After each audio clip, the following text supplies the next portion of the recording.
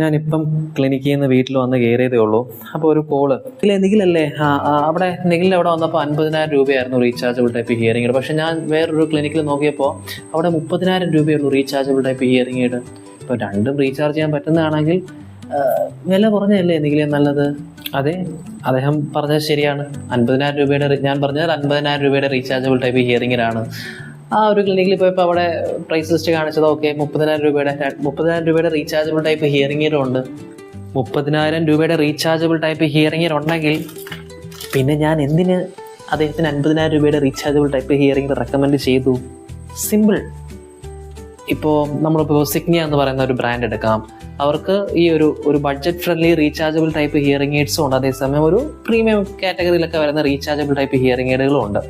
അപ്പോൾ ഈ ഒരു സർട്ടൈൻ കാറ്റഗറീസ് ഓഫ് ഹിയറിംഗ് എയ്ഡ്സിന് പ്രൊവൈഡ് ചെയ്യാൻ പറ്റുന്ന ചില ഫീച്ചേഴ്സ് ഈ ഒരു കാറ്റഗറീസ് ഓഫ് ഹിയറിംഗ് എയ്ഡ്സിന് പ്രൊവൈഡ് ചെയ്യാൻ പറ്റില്ല. നമ്മൾ പുറമേ നോക്കുമ്പോൾ ഓക്കെ രണ്ടും റീചാർജബിൾ ടൈപ്പ് ഹിയറിംഗ് എയ്ഡ് ആണ്, പക്ഷേ അതിനകത്തുള്ള ചില കാര്യങ്ങൾ ഇതിനകത്ത് കാണില്ല.